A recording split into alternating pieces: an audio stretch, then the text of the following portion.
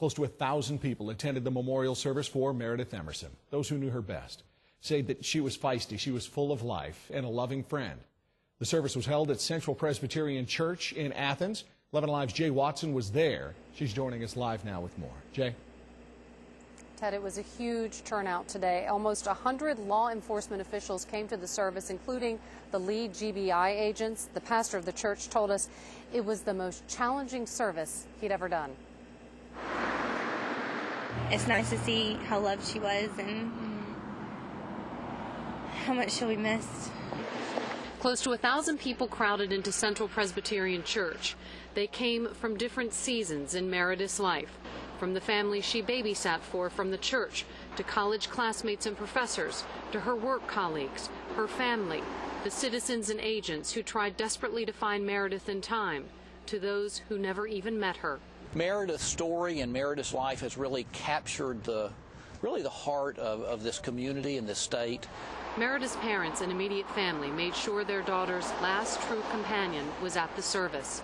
Ella is their final link to their beloved girl. Ella is now a very important symbol for the family of Meredith. She's one of those tangible things that they will have to remember her by. The service ended with a slideshow that captured not only the grown-up Meredith, but Meredith as a little girl. Photos of a delighted child who was loved and who always will be. It's heartbreaking. She doesn't deserve this. Nobody deserves this. Now, cameras were not allowed inside the service today, but reporters were, and there was something I wanted to share with you. At one point, Meredith's cousin took to the podium to read some words written by her parents, Dave and Susan, but he broke down and wasn't able to get through it. That's when Meredith's mother got up from her seat and went to the podium and read them herself, and we had never heard from Susan Emerson. She thanked everyone who helped, saying to all the law enforcement, "We saw our pain reflected in your eyes." And about her daughter, she said, "We see Meredith's light reflected in all of you. It far outshines the darkness that has invaded our lives." We'll have more at 7. Live in Athens, Jay Watson, 11 Alive News. Hopefully the people who miss her most got a little joy out of an event like this today to see how much people loved her. Absolutely, Ted, they did. All right, Jay, thanks. Meredith's family is expected to go back to Colorado next week. There's a memorial service likely to be held for her there within the next couple of weeks. Tonight, Florida investigators move closer to charging Gary Hilton, while North Carolina authorities confirm now Hilton is officially a suspect in the murder of an elderly couple there. Meanwhile, more people who say they had close contact with him are coming forward now. Level Eye's Kevin Rowson continues our live team coverage. It may not be long before Gary Michael Hilton is charged with the murder of Cheryl Dunlop. If there was a public safety issue and this person needed to be taken into custody, there probably is enough evidence at this point to seek a warrant to hold him into custody. Dunlop's body was found in the Apalachicola forest on December 15th, 2 weeks after she was reported missing. As more information about Hilton becomes public, people like Robin McKinney can't help but think how lucky they may be. It's been quite a disturbing experience, okay, knowing that this was someone that came into my life. McKinney says Hilton built a deck on the front and back of her Snellville home in 2004 while he worked for a company called Insulated Wall Systems. She filed a lawsuit against the company because she says the work that Hilton did was shoddy. He just seemed very odd, and he was not happy about me complaining about him. And so I had reason to be concerned. McKinney says her fears were justified when she was watching the news last Thursday and saw a picture of the suspect wanted in connection with the disappearance of hiker Meredith Emerson. She thought she recognized him and pulled out a picture she took of a van that was used by Insulated Wall Systems. The plate number was the same one police put out in their lookout for the suspect. My question is there anybody missing that were in the neighborhoods that he drove around in? You know, he was paroling neighborhoods. You know, I don't know. Law enforcement is concerned about that, too. The GBI told me today they've been contacted by a number of law enforcement agencies about unsolved cases, but so far, the only 2 cases they're looking at seriously are the Dunlop case in Florida and the murder of the two elderly hikers in North Carolina. Live in the newsroom, I'm Kevin Rowson for 11 Alive News. All right, Kevin, thank you very much. While the investigative work goes on, and of course we'll keep you updated on every angle of that, remembering Meredith and Ella does as well. Local humane societies say since the Emerson family asked donations be made to animal rescue operations, donations have surged, prompting them, in fact, to name a kennel in Meredith and her dog Ella's honor. North Georgia hikers are also going to hold a memorial walk. It's Sunday the 20th at 10 in the morning to honor Meredith Emerson. New developments for you right now in the case of the missing UGA grad student. Here's the background on this story. Cale Bywater's been missing for nearly 2 weeks now. The GBI has just joined the search. Bywater was last seen chasing her dog near Memorial Park in Athens. Well, earlier this afternoon, authorities searched an area of Memorial Park by air and water. This is the scene from our Skycam. Now, 11 Alive's Jerry Carnes joining us live from Memorial Park with these new developments. Jerry, what do you got? Ted, this is just coming into us. I just got off the phone a short time ago with Major Mark Sizemore with the Athens-Clarke County Police Department, who tells me that during that search of the lake at Memorial Park, divers with the Hall County Dive Team found a female body that does match the description of Cale Bywater. So it does appear that the body of Cale Bywater has been found. Bywater was last seen in that park on December 29th. She was walking her dog there. Witnesses say that she seemed disoriented. She was spotted there around 4 o'clock and again later at around 6 o'clock when it would have been quite dark. But after 6 o'clock on December 29th, there was no sighting of her. She vanished. Her family came here. That park was searched a couple of times, once by dogs, once by family and volunteers and police. They searched throughout that park. The pond, authorities dragged the pond to find her body, found nothing there. Then the GBI got involved earlier this week. Cale Bywater's glasses were found in the park.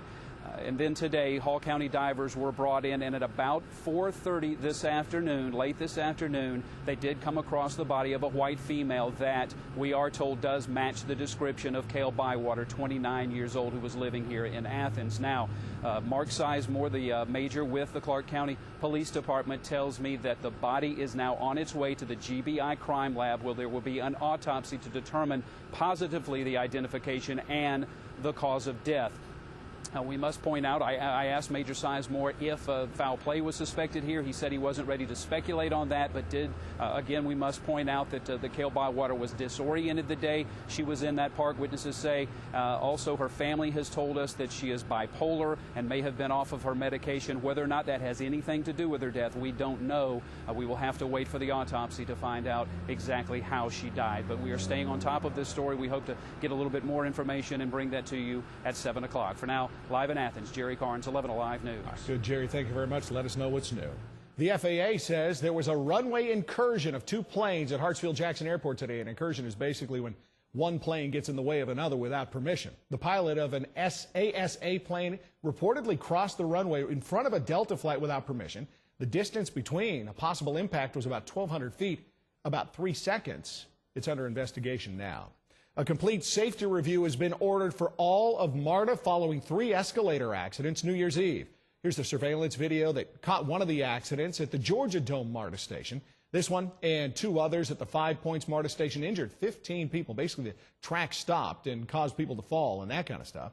Well, since the accidents, MARTA has inspected all of their escalators. Now, an independent expert's going to look into these accidents to try to figure out exactly what happened. Of course, this lingering drought is forcing the city of Atlanta to make some big changes, and people all across North Georgia are likely going to feel the impact. Piedmont Park will not host Atlanta's biggest events this spring and summer because of the grass. 11 Alive's Mark Picard joining us from Piedmont Park. Mark, any word on where events like the Dogwood Festival could end up? Well, Ted, the Dogwood Festival is 80 days from its scheduled opening, and no, right now, it does not have a home for this year's event. And it's not just the Dogwood Festival that can't operate in Piedmont Park. All the large-scale events, including the Atlanta Jazz Festival, the Atlanta Pride Festival, and the finish line for the Peachtree Road Race.